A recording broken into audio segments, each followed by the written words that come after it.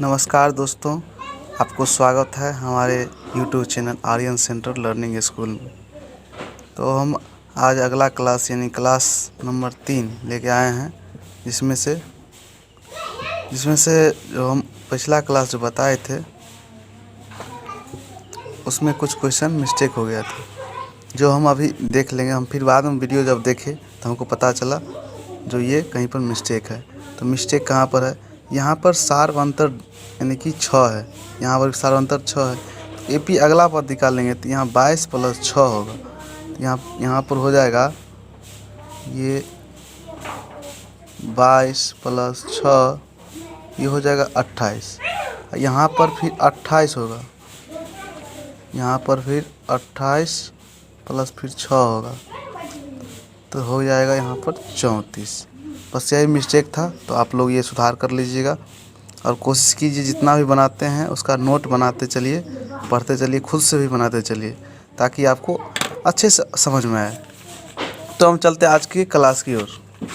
तो आज का क्लास शुरू होता है अब आपका। इसमें है क्वेश्चन आपका, निम्नलिखित स्थितियों में से किन स्थितियों में संबंध संख्याओं की सूची एपी है और क्यों? यानी कि यहाँ पर हमको ये बताना है, जो अगर ये क्वेश्चन एपी में है तो क्यों है, अगर नहीं है तो क्यों है। तो हम पहला क्वेश्चन चलते हैं। कहता है प्रत्येक किलोमीटर के बाद एक टैक्सी का किराया, जबकि प्रथम किलोमीटर के लिए किराया 15 रुपया है और प्रत्येक अतिरिक्त किलोमीटर के लिए किराया 8 रुपया है।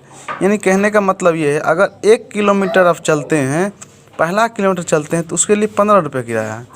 अब फिर जितना किलोमीटर आगे बढ़ते जाइएगा उसमें 8 रुपया जोड़ाते जाए। अगर मान लीजिए आप गए 3 किलोमीटर, 1 किलोमीटर के लिए हो गया 15 रुपया, फिर अगले किलोमीटर का 15 + 8 रुपया हो गया, फिर अगले किलोमीटर हो गया 15 + 8 + 8, तो 15 और 8 होता है 23, और 23 8, तो 23 8 होता है 23 7 31, 31 हो गया ये। तो इसीलिए 3 किलोमीटर के लिए 31 हो जाएगा, 2 किलोमीटर के लिए 23 होगा, 1 किलोमीटर 15 रुपया होगा। तो इस प्रकार से, तो इसका प्रथम पद क्या हो गया? ए बराबर 15 हो गया, डी बराबर सार्व अंतर यानी कि 8 हो गया, क्योंकि सब में 8 का डिफरेंस रहेगा। बिल्कुल सही है। तो ये क्या होगा? ये एपी में होगा। क्यों? क्योंकि इसका डी यानी कि सार्व अंतर एक समान है सबका। देख सकते हैं आप। अगला क्वेश्चन कहता है किसी बेलन में उपस्थित हवा की मात्रा, जबकि वायु निकालने वाला पंप प्रत्येक बार बेलन की शेष हवा का 1/4 भाग बाहर निकाल देता है। तो ये क्वेश्चन देखने में बड़ा लगता है, लेकिन बहुत आसान है। हम समझते हैं कैसे। क्योंकि अगर मान लीजिए एक सिलेंडर है, जैसे आपका गैस सिलेंडर ही ले लीजिए, ठीक है ना। जैसे मान लीजिए एक आपके जो है ना गैस सिलेंडर में मान लीजिए 10 किलो गैस है, तो एक बार में आप जो है गैस निकालना या जलाना मान लीजिए, तो एक बार में जो है उसका 1/4 भाग, यानी कि उसमें से जो है ना लगभग 2.5 किलो गैस आप ख़त्म कर देते हैं एक बार में। एक बार में अगर आप 2.5 किलो गैस ख़त्म कर देते हैं, तो फिर उसमें बचता 7.5 किलो, और फिर 7.5 किलो बचने के बाद फिर आप उसमें से 1/4 भाग ख़त्म कर देते हैं। यानी कि 4 उसको निकाल लीजिए 7 का, तो लगभग 1/4 गुने 7.5, तो ये कट जाएगा, ये 10 हो जाएगा, ये 15 × 5 = 75, 5 दूनी 10, तो ये 15/8 यानी कि 8 × 8 और 70 8 8 64, यानी कि 1.8 किलो गैस उसके बाद फिर खर्च होता है। ठीक है। तो इस प्रकार से मतलब उसका 1/4 भाग जो बचेगा, उसका 1/4 भाग ख़त्म होगा। इसमें से हम देखेंगे यहाँ पर प्रथम पद होगा भी, अगला पद होगा भी या माइनस, ये जो पहले था उसमें से इतना घटा लेंगे, भी गुना 1/4, यानी कि जितना बचा हुआ है भी है पूरा फुल है, तो भी का 1/4 ख़त्म कर देंगे, तो ये हो जाएगा 3/4 भी। देख लीजिए यहाँ पर कैलकुलेशन। तो ये भिन्न को घटा है, भी माइनस भी/4, 1 4 को एलसीएम लेंगे, लॉसो लेंगे तो 4 हो जाएगा, तो 4 फिर भी में गुना करेंगे तो 4 भी होगा, माइनस भी 3v/4 यानी कि 3/4 भी। ये हो गया। अगला पद इसका होगा 3/4 भी माइनस 3/4 भी गुना 1/4, ये बचा हुआ है। बचा हुआ तो ये मतलब जो है एलसीएम ले लेंगे और भिन्न का घटाव करेंगे, 3/4 भी होगा, अगला पद होगा। फिर इसमें से जो है 3/4 भी का फिर 1/4 इसमें घटाएंगे, तो फिर 3/4 भी माइनस 3/16 भी। इसमें बारीकी तौर से देखना है तो यहाँ पर भी है पूरा भी माइनस भी का 1/4, 1/4 भाग का था खाली हो रहा है, इसीलिए इतना हुआ। और फिर जब इतना बचा हुआ तो इसी में से इसका 1/4 यानी कि का मतलब होता है गुना, 3/4 भी का 1/4 घटा लिए, तो ये जो घटाने के बाद 3/4 का स्क्वायर और भी आया।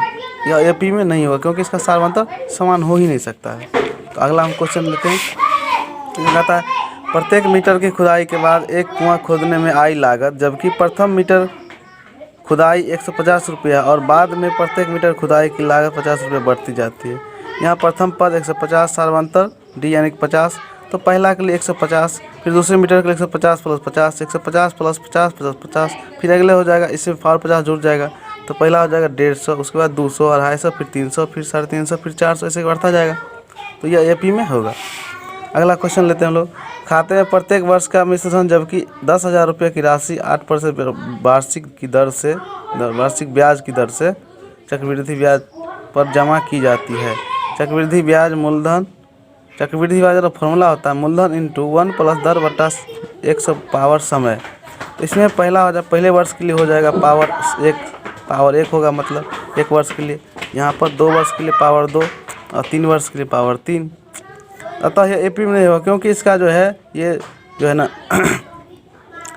सारवंतर इसका कभी एक समान नहीं हो सकता है। जैसे यहाँ पर हम निकाल कर आपको बताए हैं, यहाँ पर जो है आगे भी बताए हैं।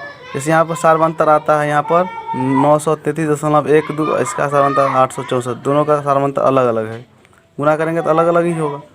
तो इसलिए ये भी क्या होगा, एपी में नहीं होगा।